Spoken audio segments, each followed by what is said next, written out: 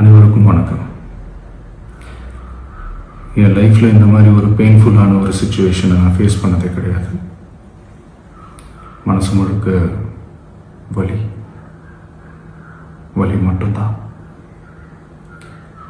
இந்த சுற்றுப்பயணத்தில் என்னென்ன மக்கள் பார்க்க வராங்க, அதுக்கு ஒரே ஒரு காரணம் தான், அவங்க என் மேலே வச்சிருக்கிற அன்பும் பாசம்.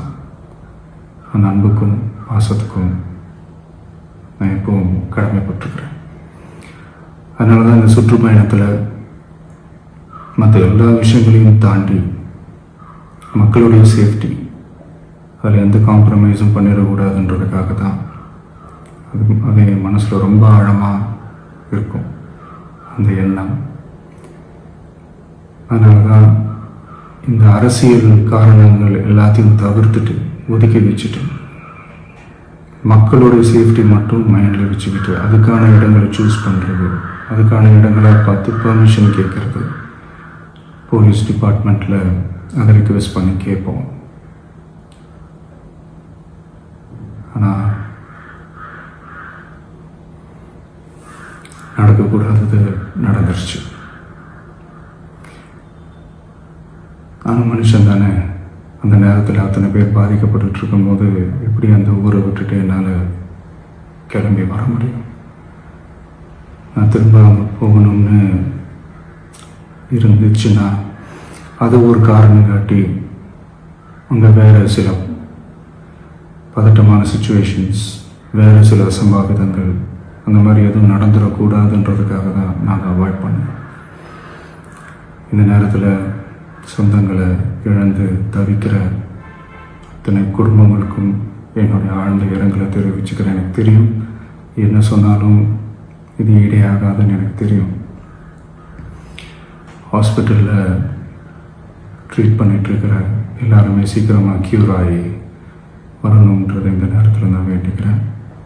கூடிய சீக்கிரமே உங்கள் எல்லாரையும் நான் சந்திக்கிறேன்.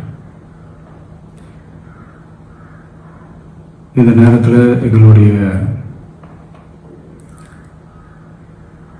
வலிகளை, எங்களுடைய நிலைமையை புரிஞ்சுக்கிட்டு எங்களுக்காக பேசின அரசியல் கட்சிகளை சார்ந்த நண்பர்கள், தலைவர்கள் அனைவருக்கும் என்னுடைய நன்றியை தெரிவிச்சுக்கிறேன். கிட்டத்தட்ட ஒரு 5 மாவட்டத்துக்கு பிரச்சாரத்துக்கு போனோம். இந்த மாதிரி எதுவுமே நடக்கல. ஆனால் கரூரில் மட்டும் ஏன் எப்படி நடக்குது, எப்படி நடக்குது? மக்களுக்கு எல்லா உண்மையும் தெரியும். மக்கள் எல்லாத்தையும் பார்த்துக்கிட்டு இருக்கிறாங்க. கரூரை சேர்ந்த அந்த மக்கள் அந்த உண்மையெல்லாம் வெளியில் சொல்லும்போது எனக்கு கடவுளே நேரில் வந்து இறங்கி அந்த உண்மைகள்லாம் சொல்கிற மாதிரி எனக்கு தோணுச்சு. சீக்கிரமே எல்லா உண்மைகளும் வெளியில் வரும்.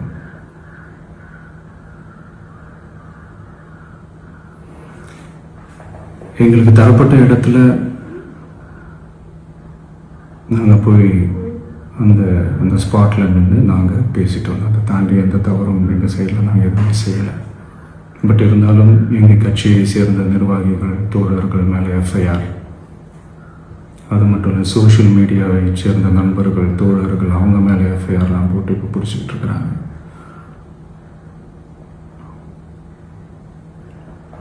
சிஎம் சார்,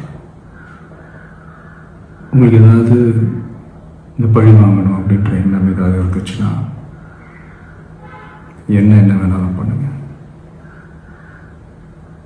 அவங்க மேலே கை வைக்காதீங்க. நான் ஒன்று வீட்டில் இருப்பேன், இல்லை நான் ஆஃபீஸில் இருப்பேன். என்ன வேணாலும் செய்யுங்க. நண்பர்களே, தோழர்களே, நம்மளுடைய அரசியல் பயணம் இன்னும் ஸ்ட்ராங்காக, இன்னும் தைரியத்தோட கண்டினியூ ஆகும்.